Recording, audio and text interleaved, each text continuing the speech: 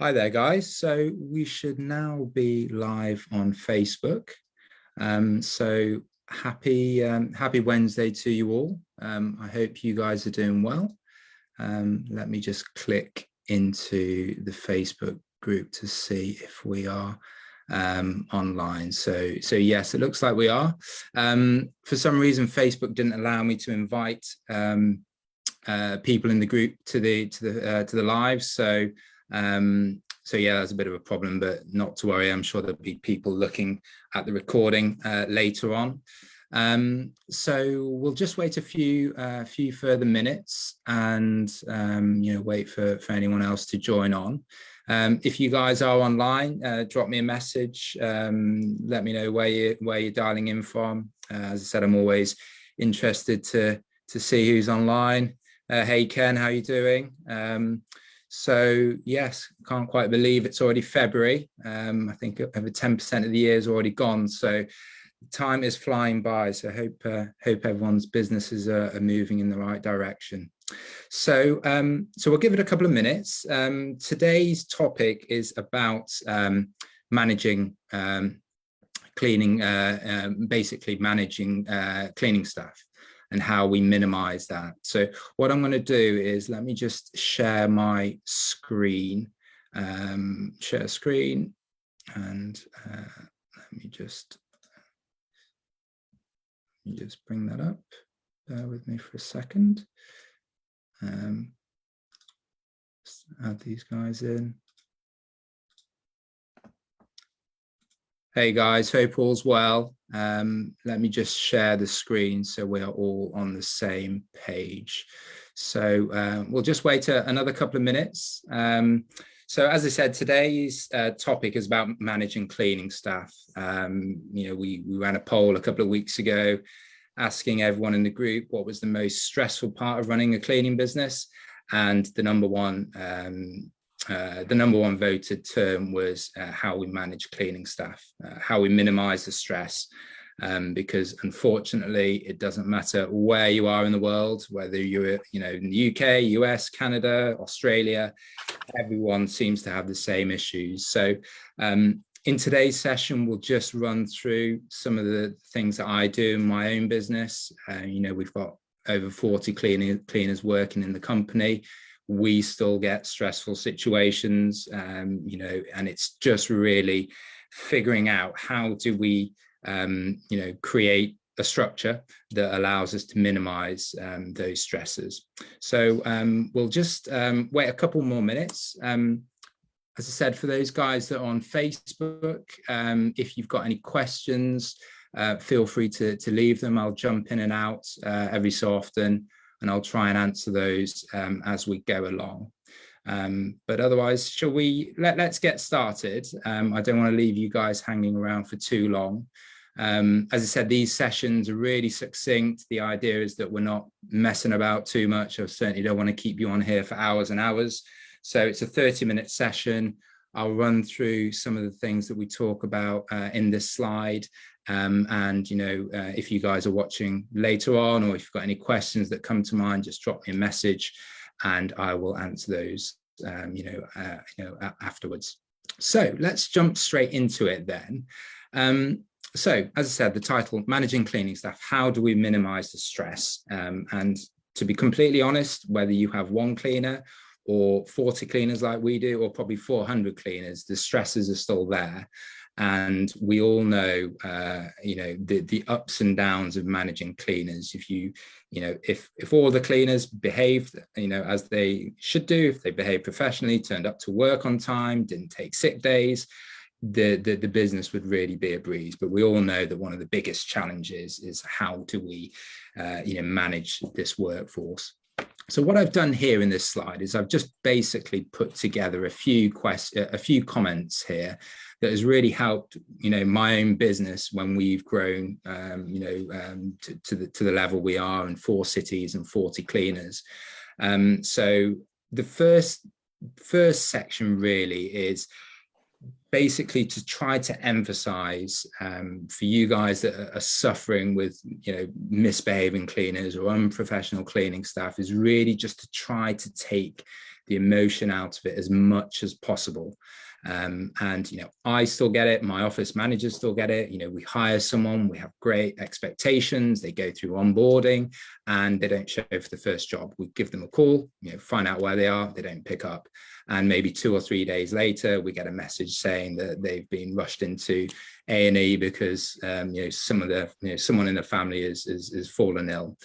Most of the time, we never hear back from them. So, you know, this type of thing always happens. And I think a big help for me as a business owner was just getting into the mindset of saying, okay, these things do happen and they will happen. It is just the nature of the industry we're in. It's the nature of the workforce that we are.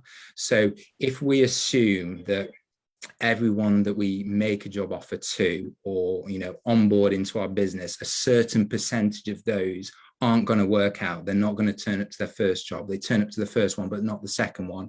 If we can get ourselves into the mindset of thinking, not everyone who we make an offer to is going to work out, then that helps our mindset.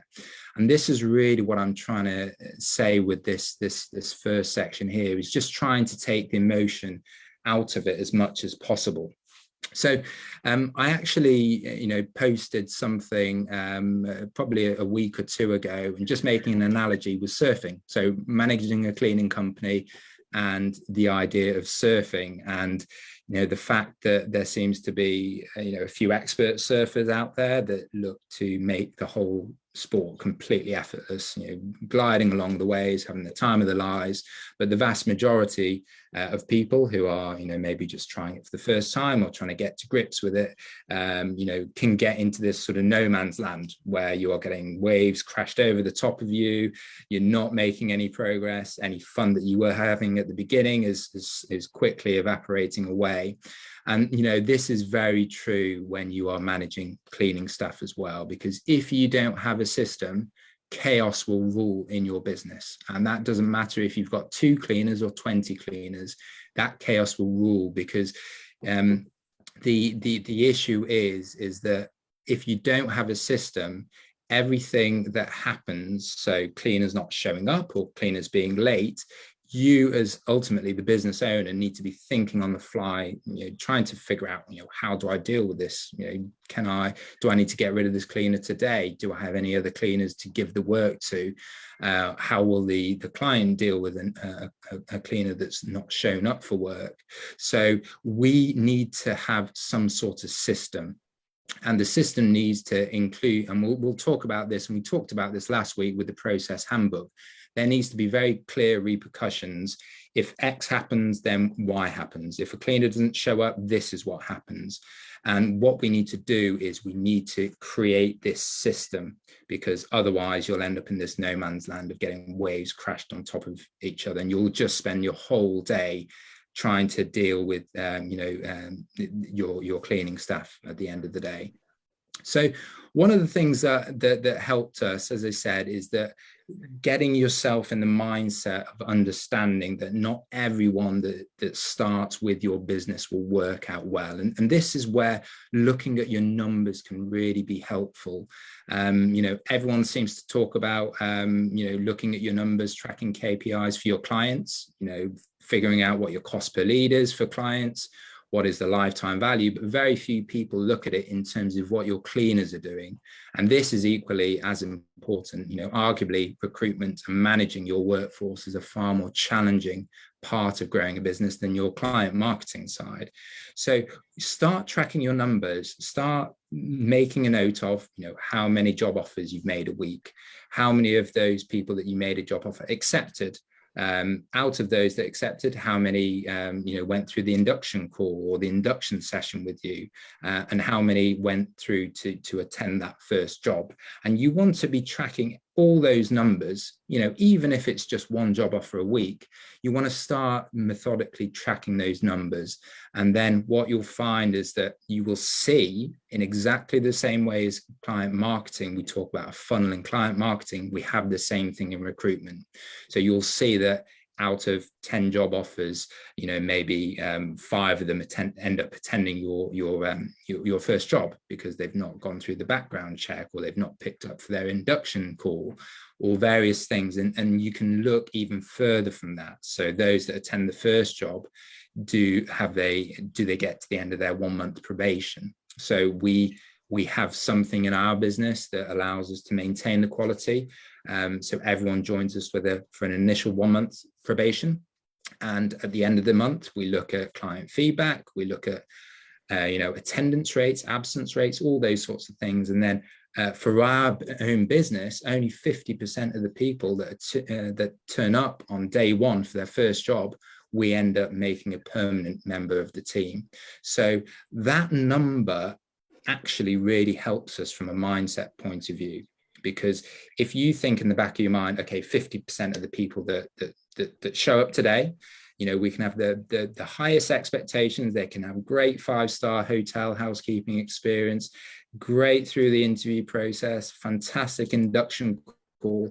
But if from the numbers, because you've tracked them, that 50% of people, no matter how good they might be, aren't going to get to the end of that first month, then that helps us from a mindset point of view, because we start to take the emotion out of it. So we know if we want to get one person, one full-time or one permanent member of the team that will do a great job for us, who will stay with us for a year, 2 years, that we'll probably need to hire 2 people, and 2 people need to stay, attend that first job to get that one person. So that one person that fails or falls out of the process, maybe they don't attend their second job, or maybe they, call out 3 times in the first 3 weeks, or maybe they move out of the city, whatever reason. Having the numbers helps us. It's not a personal attack on us as business owners when cleaners don't show up or cleaners are late.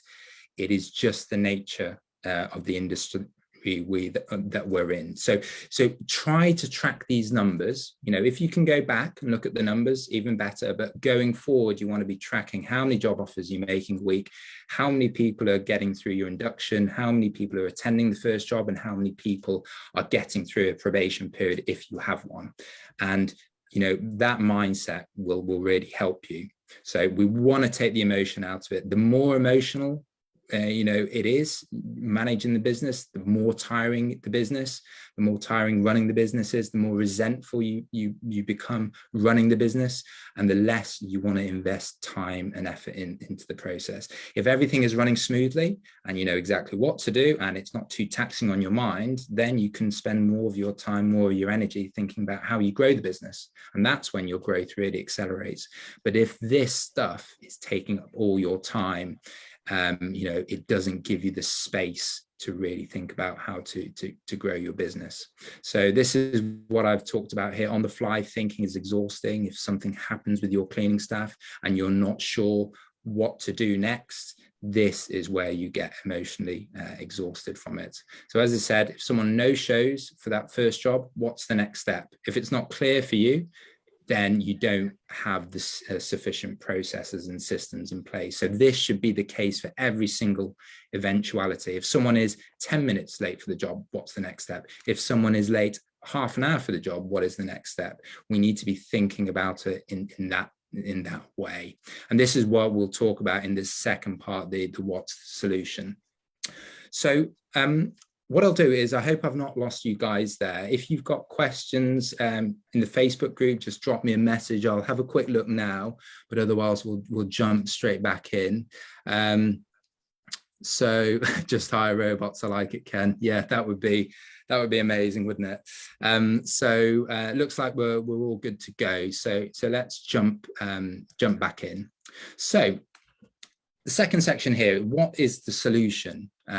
So the bad news is there's no 100% solution, not even Ken's suggestion of having robots. I wish it was. It would make our lives a lot easier. But, to turn it on the other side, if it was really easy to manage cleaning staff, it would make the competition harder. There'd be more people out there, more people out there competing with you. So if we can get this right, it puts us at a real big competitive advantage, with the rest. Just going to click on the chat form. Hi, Becky. So Becky's just said through the Zoom, what platform do you recommend? So there's no specific platform we use. So we use, we really use Google Sheets, a Microsoft Excel equivalent. And what we are doing, we set up the spreadsheet in a way that we can just track all the KPIs. So this is, you know, we can every week we've got a main sort of master recruitment sheet where we've got all the people that have applied to us, all the people we've spoken to, all the people we've made job offers to. So that KPI sheet is basically a summary of that. So we can look every week how many job offers were made, how many people attended the first job, how many people got through to the probation. So no specific platform in particular, Becky. Hopefully that's answered that question there.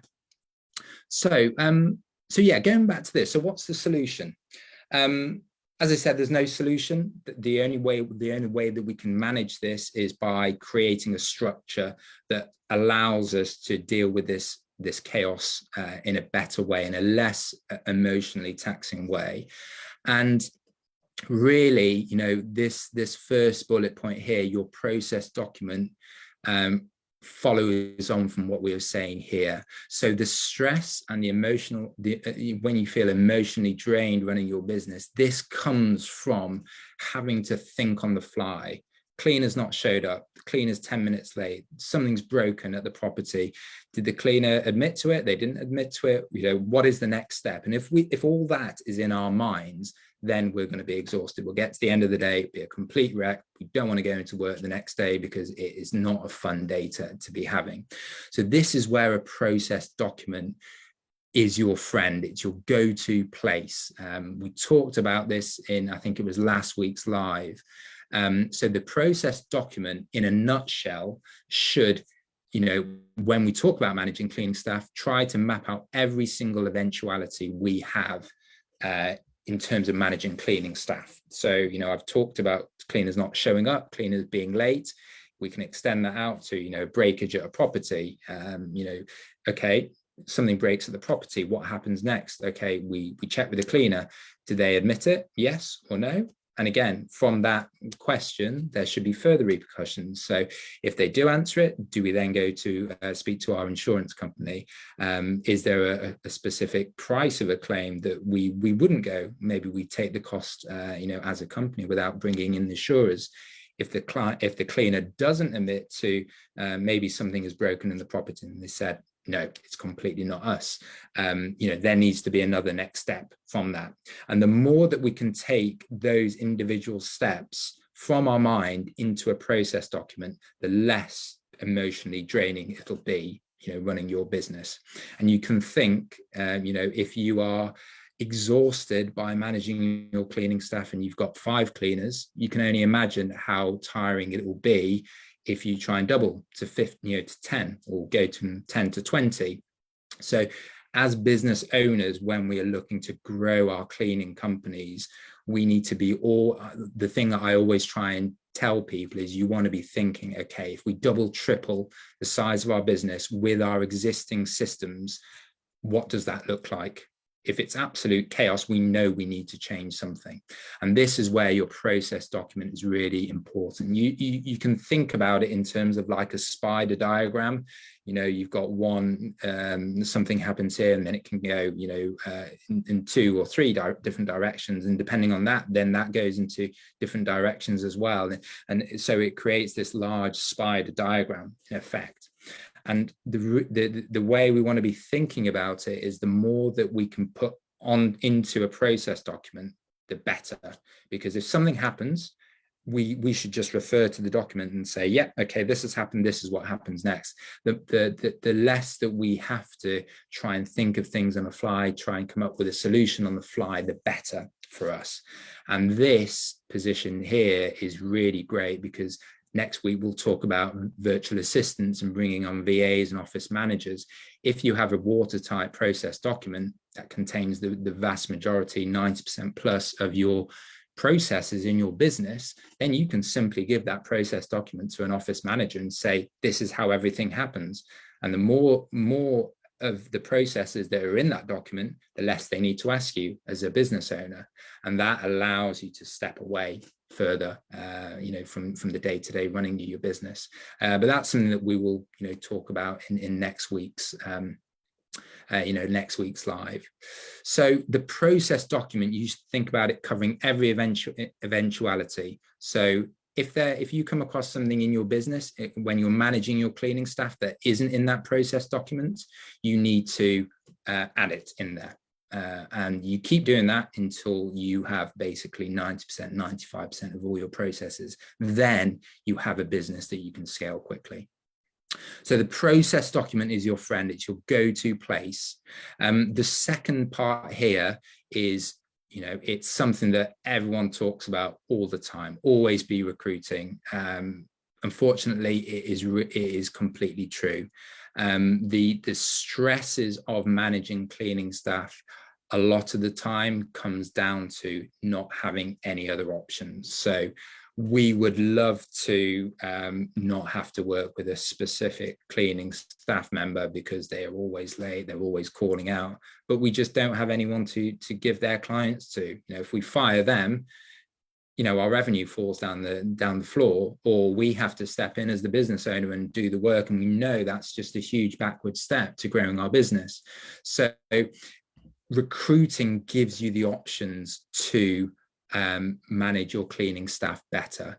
Your process document can say all the right things. It can say, okay, you no-showed 2 jobs in the first month, then we fire you. Okay, that's great in theory, but if we fire you and there's no one else to pick up the work, then the revenue is lost.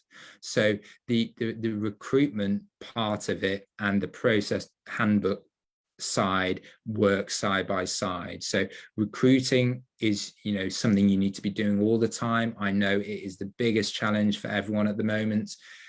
All the coaching clients I'm working with, they all talk about recruitment. How do we recruit better people? How do we recruit quality people? And again, this is something I talked about 2 weeks ago in the very first live, was how do we address recruitment? How do we find better people? And there's various things that we can talk about, we talked about in that live. So it's worth looking back. It should be in the Facebook group in there. And it's also I also have a YouTube channel as well. So all the past recordings will be accessible there. But the real thing here is that if there's no consistency in recruitment, then you have a problem. This is something that I call a leading indicator in my business. So as a business owner, I spend 2 hours a week in the business. That is 1 hour is spent on the office with my office managers, catching up with them. The other side is looking at the KPIs the week and seeing how we're tracking.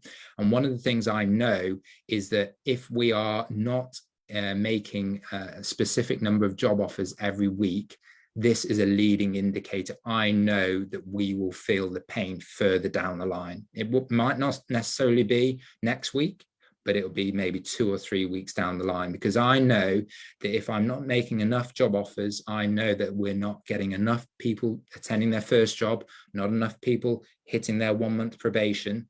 And if that stops, I know that managing the cleaning staff will be much, much more challenging, because I don't have the option of, firing cleaning staff, firing underperforming cleaning staff, because there is no one else to give the work to. So this for me is, rings alarm bells. If I'm dropping below this certain number of job offers a week I need to be hitting, I know that this is going to hurt me further down the line. And as business owners, KPIs are really, really important. We're trying to get as much notice of potential issues in the business as we can. So recruiting, really, really important. I spoke 2 weeks ago in a live and talked about how we get greater volume of applicants. And there's various things that we want to be doing there. We can look at pay rates as well. That's another side. But have a look at that.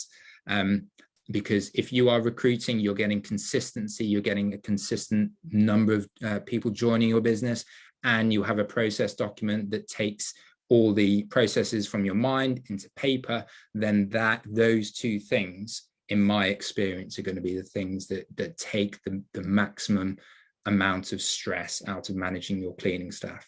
So you will never take the stress completely from managing your staff. It is just part of the just something that is characteristic of the industry. But you know that if you are taking the stress out, you have more space, more mental space to grow your business as a business owner. And because we all know how challenging this is, if you can get on top of this, you know that you're in a vastly, you have a huge advantage, probably versus 80% of the competitors in your market.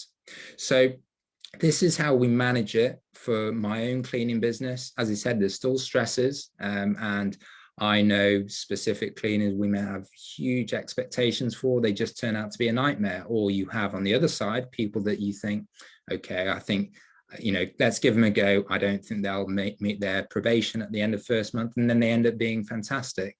But the numbers will help you, get mentally prepared on that side. And then the process document and the focus on recruitment are the other ways that you get around this stress here. So a really quick run through, guys. We're obviously at 25 minutes down, so I don't want to go on for too much longer. What I'm going to do is I'll just jump in, and if you guys have got any questions, I'll quickly answer those. But hopefully it's been helpful for you. So let's just firstly just jump on this Zoom chat. Hey Becky, so Becky says, do you have an example of these process documents? So Becky, if you didn't listen to the live last week, have a look at that. You can drop me a message if you can't find it in the Facebook group. I'll send you the link to my YouTube channel, and it talks about process a lot. To be completely honest with you, my coaching program, probably 70-80% of what I teach in my coaching program is around processes and process documents in there. So take a look at the live. The live will give you the top level information, but yeah, drop me a message if you can't find that. Just quickly jump into Facebook. So yeah, we look like we're okay in there. So so as I said, guys, I'm going to jump off in a couple of minutes. As I said, I hope it's been really I hope it's been helpful for you. I know this if anyone asks me what's the biggest challenge of running a cleaning business, it is this. So if you are in a dark place, if you feel like you're fighting fire every single day, take a little bit of comfort in realizing that it's not just you. I still get this, and I'm basically an absentee owner. It happens all around the world, but on the other side, if you can crack this, you are well ahead of the competition, and you will be able to build a big business. The process document is huge for cleaner staff management, but it's also huge on the client marketing side. That's obviously a completely different topic. But if you have a waterproof process handbook, and you have a way to consistently find good quality people, good quality cleaning staff to bring into your business, then you will build a large business. You will build a 500K a year, $1 million plus business, and be able to make a good amount of profit margin as well as the business owner. So this is something that I obviously talk about in a lot more detail in my coaching program. If you guys were interested in finding out a bit more information, just drop me a message. So that's on the coaching side. I know some of you are listening through Zoom, some of you through the Facebook group. If you sign up on my page, I'll drop the link in here as well. You get all the access to the recordings as well, so you can watch all of that as well. So I'm going to jump off in the next minute or so. Next week, we're going to talk about virtual assistants, VAs, and how you bring VAs or office managers into your business. The way that I see the evolution of a cleaning business owner is, many of us, me included, started off in the field, cleaning people's houses, cleaning people's offices. Then you get to a certain level and you can't take anyone else on. You bring in new cleaners to work with you, new cleaning staff. The first step is gradually taking yourself out of the field. So you spend more time managing the business, growing the business, and you start to add more and more cleaning staff. Then the next step from that is, if you want to not be involved in the day-to-day running of the business, maybe you want to be an absentee owner. As I said, I spend about 2 hours a week in my business. That is when you start to think about bringing in VAs, virtual assistants, office managers into your business. So there are very many ways that we can look at that. What I'll be doing next week is just taking you through what we do in my own business and the way that I teach it on the coaching side. I hope today's session's been good, guys. And, as I said, we will see you next week. So have a fantastic day and see you guys next week.